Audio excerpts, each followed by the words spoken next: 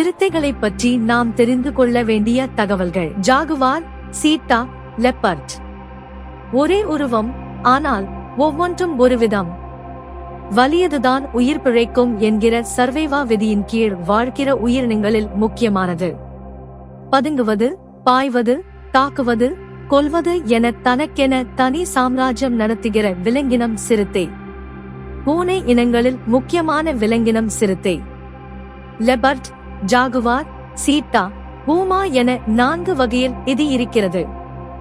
4 உயிரினங்களும் உடலாலும் உருவத்தால் கண்டுபிடிக்க முடியாத அளவிற்கு வித்தியாசங்களை கொண்டவை.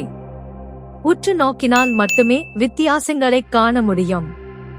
தோலில் உள்ள அடையாளங்கள், கால் மற்றும் உருவ அமைப்பு எல்லாம் ஒரே மாதிரியாக இருப்பது போல தோன்றும்.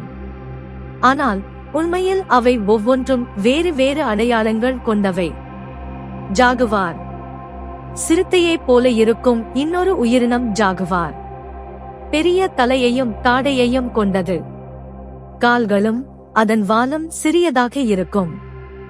இது உருவத்தில் மிக பெரியதாகவும் முரட்டுத்தனம் வாய்ந்ததாகவும் இருக்கும். இதனுடைய இருப்பிடம் மற்றும் இதன் குணங்கள் புலியின் குணங்களைப் போல உள்ளன. அடர்த்தியான மழைக்காடுகளே இவற்றிற்கு வசிப்பிடமாக இருக்கின்றன. புலியைப் போலவே ஜாகுவாரும் நீச்சலை விரும்பும் ஒரு விலங்காகும். ஜாகுவார் பெரும்பாலும் தனித்தே வசிக்கும், பதுங்கியிருந்து பாயும் விலங்கு. மேலும் அது இரையை தேர்ந்தெடுப்பதில் சமயத்திற்கு ஏற்றாற்போல செயலாற்ற வல்லது. மற்ற விலங்குகளின் இனப்பெருக்கத்தை குறைத்து சுற்றுச்சூழலை பாதுகாப்பதில் இவை முக்கிய பங்கு வகிக்கின்றன. லெப்பர்ட். மற்றதுடன் ஒப்பிடும்போது இதன் கால்கள் சிறியதாகவும் மண்டையோடு பெரியதாகவும் உடல் நீளமாகவும் இருக்கும். லெப்பர்ட் முக அமைப்பு மற்ற 2 சிறுத்தைகளை விடவும் இடைப்பட்ட அளவில் இருக்கும். அதன் மெலிதான கால்கள் மரம் ஏறுவதற்கு ஏதுவாக படைக்கப்பட்டிருக்கின்றன. லெப்பர்ட், பேந்தர் இரண்டுமே சிறுத்தையை குறிக்கிற பெயர்கள்தாம். அவை தனித்தனி விலங்குகள் இல்லை. தோற்ற அமைப்பில் ஜாகுவாரை போன்று காணப்பட்டாலும் இது ஓரளவு சிறிய உடலை கொண்டிருக்கும். ஜாகுவாரின் உடலில் காணப்படுவதைப் போன்றே சிறுத்தையின் தோலிலும் அடையாளங்கள் காணப்படும்.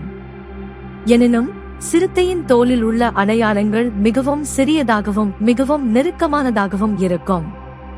மேலும் ஜாகுவார்களுக்கு உள்ளதைப் போன்று மையத்தில் புள்ளிகளும் காணப்படாது. சூழலுக்கு தக்க வேட்டையாடும் தன்மை கொண்டது.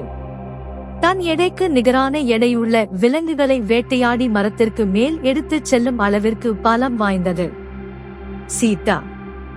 சீட்டாவின் முகம் சிறியதாகவும் வால் பகுதி பெரிதாகவும் இருக்கும்.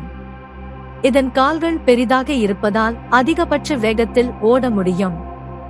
100 கிலோமீட்டர் வேகத்தை 3 வினாடிகளில் அடைந்துவிடும் அளவிற்கு அதன் வேகம் இருக்கும். அதன் முகத்தில் அழுத்தத்திற்கான அடையாளம் போல கருப்பு நிறத்தில் பிளாக் டியர் மார்க் என்று ஓர் அடையாளம் இருக்கும்.